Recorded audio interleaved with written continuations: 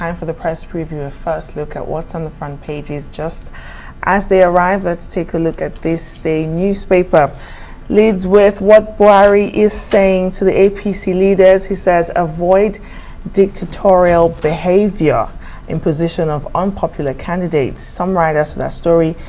NEC transfers own powers to the NWC for 90 days. Adamu alleges feud between governors and predecessors tearing the party apart.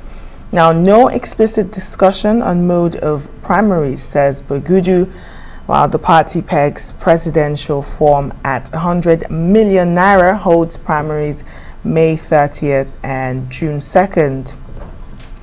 More headlines here. At the close of nomination, 17 PDP presidential aspirants beat the deadline. Above the nameplate of this day this morning, rethink your policy on fuel subsidy, the World Bank tells Nigeria.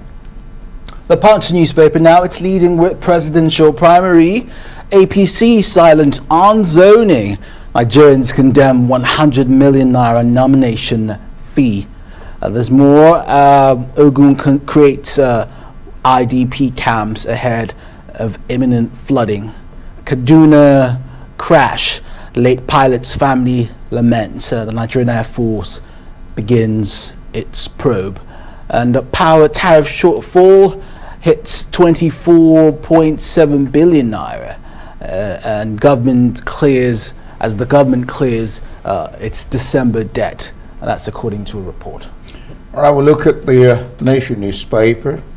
Buhari cautions APC against imposition of candidates. NWC, that of course the NEC has ceded devolved its power to decide on zoning and mode of primaries. It's not been decided. NWC will decide that. Presidential primary fixed for May 30 to June 1. Then they won't die in vain. Family members speak on pilots who died in the crashed strainer jet Mushak. How decision at the topmast, just above the logo of this day on page 3, how decision on Darie Yame was taken by the presidency. And train attack. Kaduna gives families of dead victims 18 million. Gunmen abduct 4 family members in Abuja. You can find those stories on pages 3 and page 2. That's for the Nation newspapers. Let's take a look at The Guardian this morning. It says uproar over APC's 100 million naira presidential nomination. Some riders to that story says 100 million naira for nomination form, more than Buhari and Osibanjo's 4-year salaries. Meanwhile, Sislak says the fee is shameful and a mockery of Buhari's not too young to run policy. And the HURIWA says anybody buying APC nomination form should be arrested and investigated. Buhari, Kestner's North Senator, leaves APC for PDP. And more stories on The Guardian newspaper. Amid a divestment, Nigeria targets oil, gas royalty licensing rounds in new regulations. Let's take a look at the international papers. The Daily Express, happy 96th birthday, ma'am. Here's to your glorious reign. Long live the Queen. She is 96 years old today. And those are her 2 ponies. We'll get to find out their name later. And also at the bottom, Prince Harry's ultimate royal snub. I wonder really what that is. On the Daily Telegraph, if we have the Daily Telegraph, all right, Putin tests world's deadliest weapon. That's on the Daily Telegraph. Of course, you have there on the front page the picture of the Queen with her 2 horses at 96, just 4 years away from centenary. And for the press preview, let's bring in Emmanuel Bello, who joins us from our offsite studio this morning. Emmanuel, good morning. Good to have you. Thanks for joining us.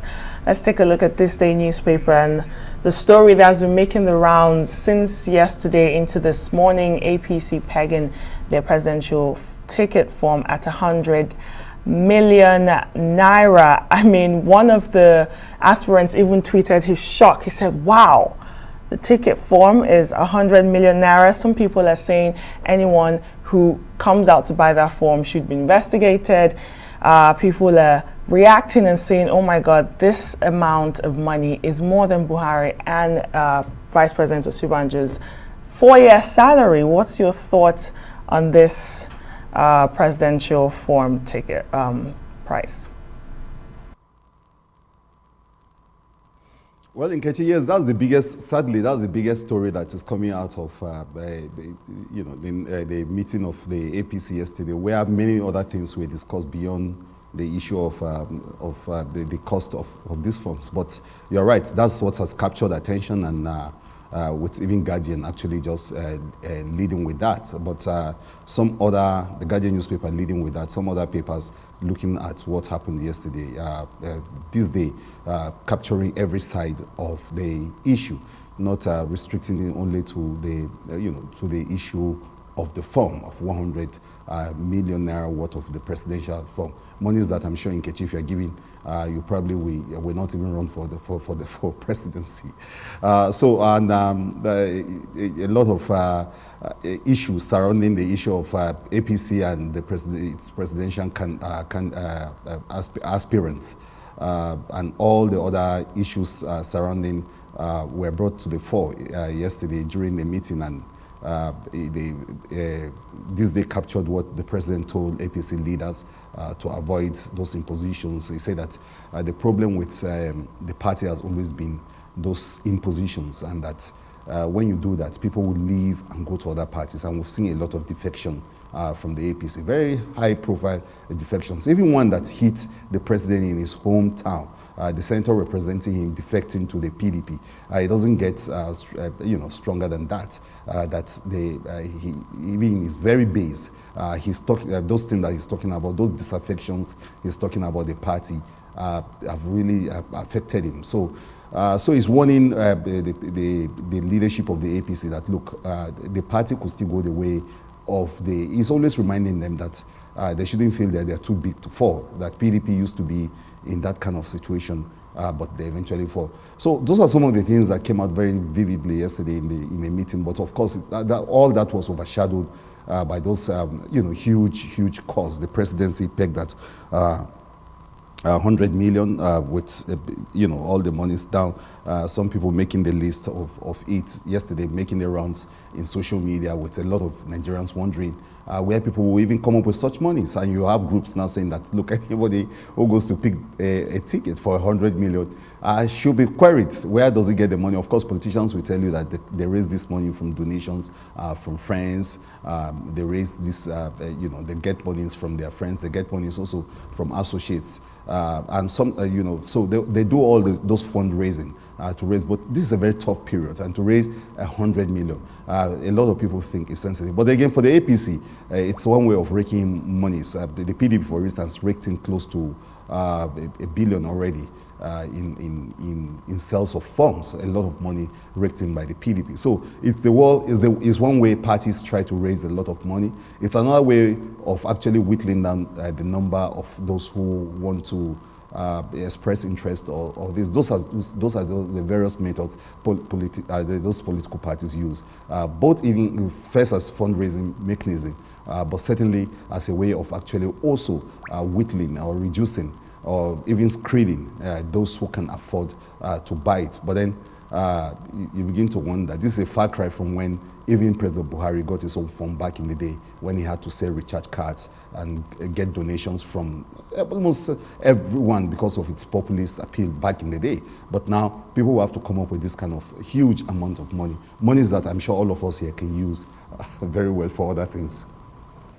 So Emmanuel, essentially they're saying, if you're not extra wealthy, don't contest any public posts, isn't it? Well, they're saying that, but then they are, like a lot of commentators are saying, they're also putting a prize on leadership now, with people wondering if you are going to pay 100 million. First, how do you even get the money? So there were the issues of how anybody was going to get that kind of money. But beyond that, people say that, look, if you do that, you are also encouraging corruption. Because imagine someone's paying 100 million to get a form. What sort of a person is he going to be if he ever becomes? First, you will be thinking of how to recoup that kind of money. That's the first thing you probably will think about, because it was very expensive. You went in, you bought this ticket, these forms, in a very expensive way. Back at the state level, you have stories of people selling land, people borrowing money, people going to banks, people selling off properties just to be able to go get a form and make a display of the fact that they've gotten the form. The cheapest is the 2 million form that in one of the parties to get the form of the House of Assembly. And you know, back in the States where poverty is really, really riling, you see people going to do all sorts of things, sell off properties, borrow money from families and friends, just to raise that. I mean, that's almost like a wrong way to start your political journey into power. Because, I mean, if you are going to buy those forms at those prices, certainly you have been compromised already. When you get into office, you probably will be thinking of how to get your money back. So it's almost like an investment you're making, and that's not a very tidy way to be a servant of the people or to serve them better, because it looks as if you're paying your way practically into power. So those are the worries around those kind of huge monies around the form. One party actually even reducing the prices first for women, and then those with disabilities, taking off some percentages out of it. But still, it's a very expensive way of running for office. And people have always said that money, too much money, emphasis on money, borrowings, and the kind of money people spend in elections are part of the problem of democracy in Nigeria in particular, because a lot of money get to be used. Let's stretch this a little bit further. Felix Moka, National Publicity Secretary, was here yesterday. Now, if you get 50 million people, members, to put 2 million together, that's 100 million. If you get 100 people to put 1 million together, that's 100 million. And that's what he was saying. You know, that people, if you have friends and party members, they're encouraging people to raise these monies through that means. But let me just add to that. You know the rumor that Akeredolu died. Now, an Ondo civil servant is fingered and suspended as the one who made that comment. Why would somebody go to that length to cause, I mean, practically trouble for the state? Or even in this instance for himself, because beyond causing trouble for himself, for the state, he's caused a problem. But then those are some of the crises around the issue of rumor mongering, the crisis of the social media, and how everybody's turned into a reporter overnight. You know, you just need to have a phone and, you know, data, and then voila, you are there, you are breaking story, you are breaking news and all that. Maybe some people might think it's extreme to have sacked or even suspended the civil servant, but when you look at it, the fact that, you know, you need to deter people from spreading, especially rumors around the issue of people's health and people's mortality and all of that.